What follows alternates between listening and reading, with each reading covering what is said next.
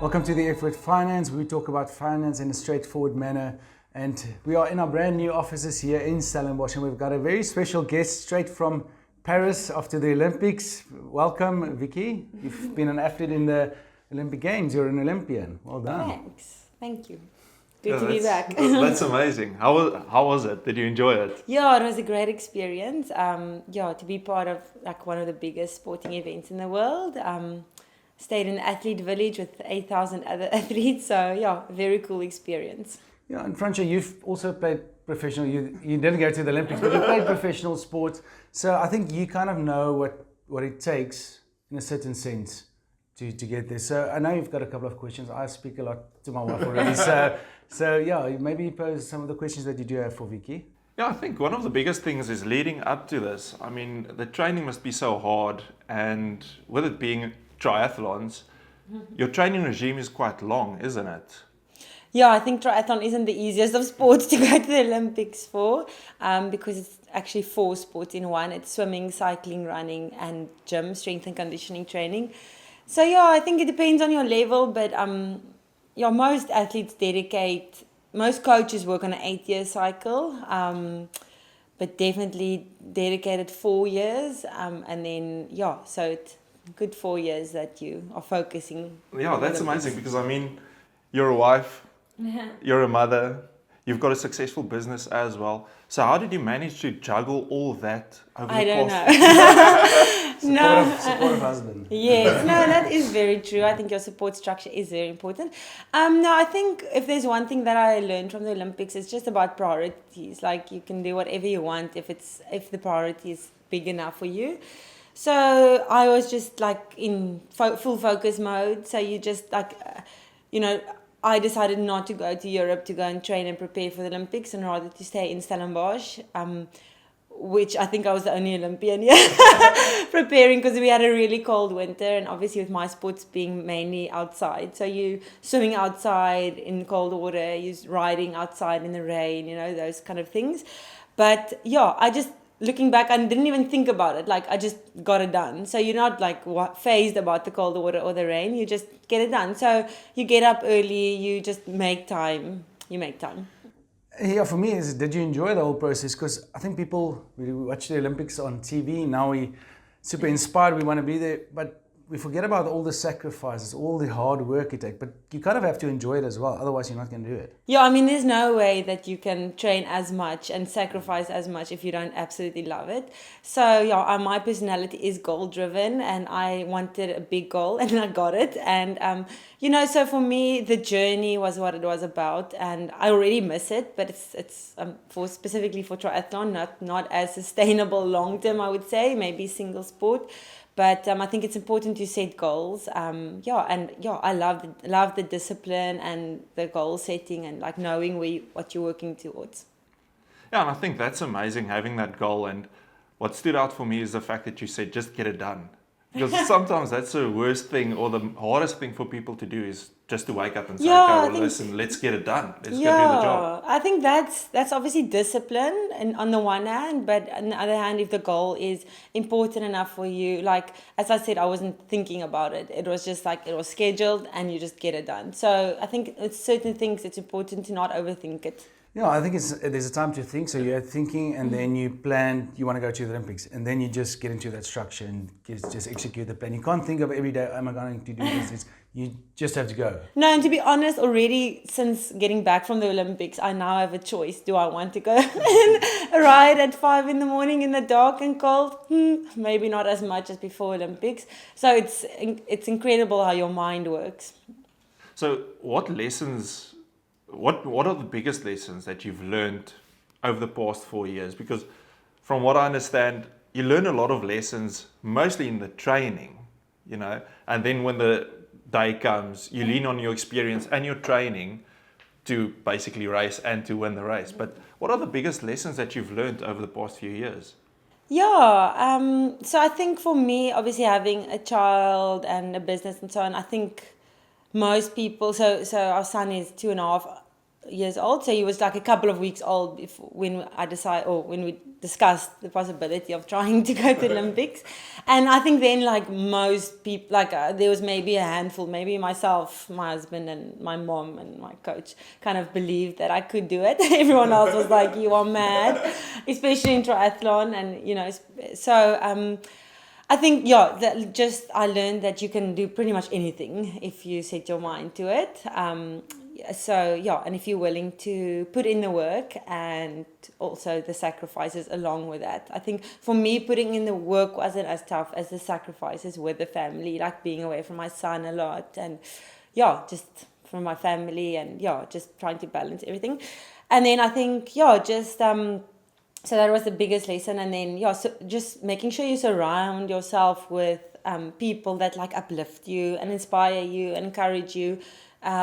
Because if I had to listen to everyone that told me I couldn't do it, I wouldn't have been here. And then it was so ironic, like once I got selected for Olympics and these people like messaging me, I'm like, oh way, I know you said I couldn't do it, So I think there's a lot of lessons to be learned. To stay focused.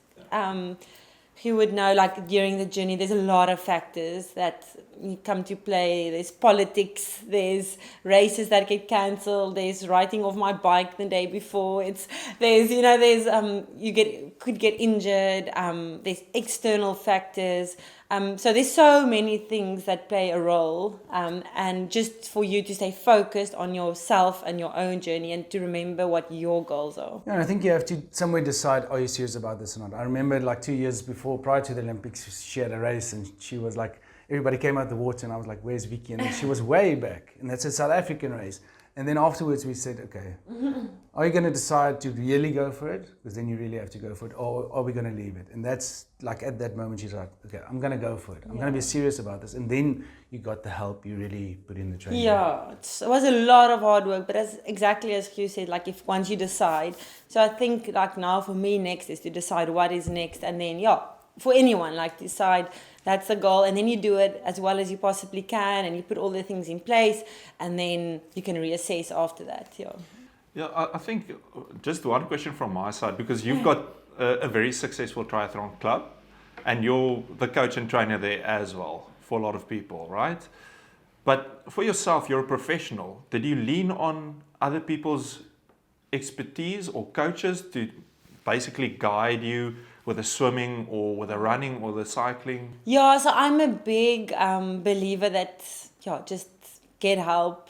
Like I even in my coaching business, like I don't think I know it all. Like, I know what my strengths are and I know what my weaknesses are. So absolutely, like I have actually quite a big team, but I've got my main coach. And so I definitely believe in getting people's help. And like for me, I went and looked where do I need help and tried to get the best people in those specific roles.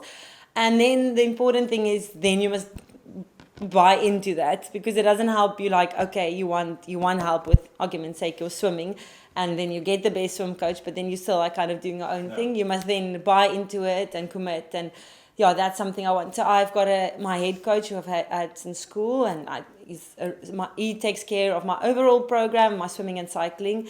And then I got a new swim coach or dedicated swim coach, Rocco Meyering. And then something I added was strength training. So I got a dedicated strength trainer as well. That with your physios and bios and Cairo. So no, definitely believe in a team. And it's something we can relate to, because what the important point you said is get a coach, but then also listen to them. Because often when clients come and see us, and then you kind of see they already made up their mind or they want to do it their own way. Well, why then get a coach? So it's very important. But I want to touch on 5 points that you mentioned throughout your journey, and this is 5 points that you can apply anywhere in life, in investments as well, to be successful, to reach the top in that specific field. And the first one is setting goals. And you touch on setting goals. You have to set a goal that's reachable, but also quite high in your case. I've been telling people, like, when people ask me like how I do it, I'm like, okay, you don't have to go to Olympics, like you can have other goals as well. So like as you said, when we started again, like although the end goal was 100% Olympics, I think it's important to break it down into smaller goals, because otherwise, if I had to think 2 years ago Olympics, I would have just been like, okay, I'm mad. So you've got to go like step 1, be the best in South Africa. Step 2, be the best in Africa. Step 3, you know, whatever, or maybe even before that, certain times, then best in South Africa.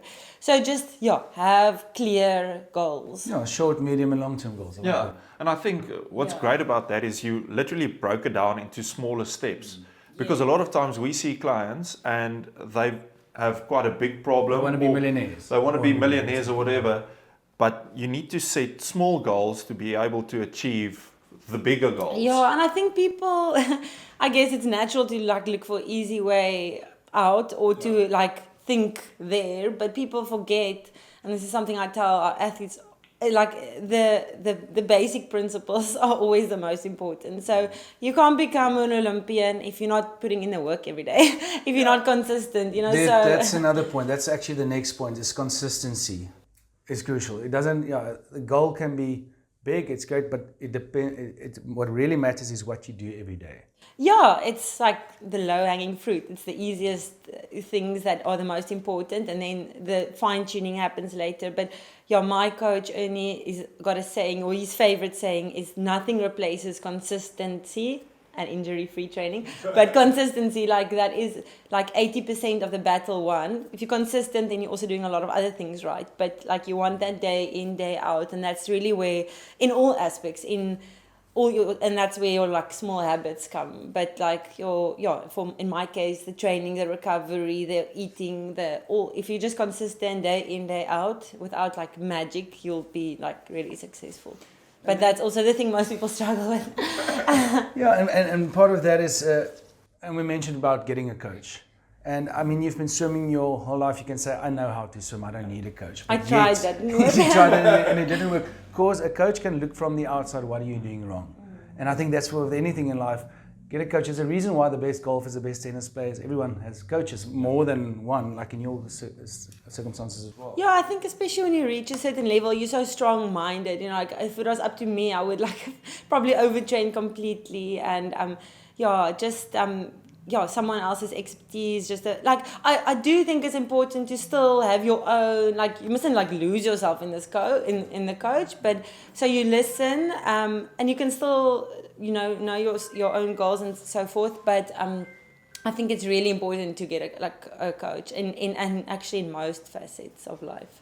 And then lastly, it's also learning to say no. I mean, you touched on the sacrifices taken. I think people don't take that into account, especially when making money. I want to make money, okay, but you have to give up certain things as well. You can't just spend it on the luxuries in life. Yeah, I think that's very, very important, because you can't always have it all. Yeah. There needs to be some sort of sacrifice where you say, okay, well, I'm not going to go on this holiday. I'll rather save a little bit more, or I'll pay off my house sooner, or whatever. But you can't just always have it all. Something needs to give, and I think that's a very important. If you say yes to something, you're saying no to something else. And if you say yes, let's go out tonight for dinner, then you're actually saying no to recovery and eating well and all of that. Absolutely, yeah. I think most of my friends, people just stopped asking me for things because they knew it was good. Most of the time the answer was going to be no. And also as we got closer to the games, people understood. And it's funny, you've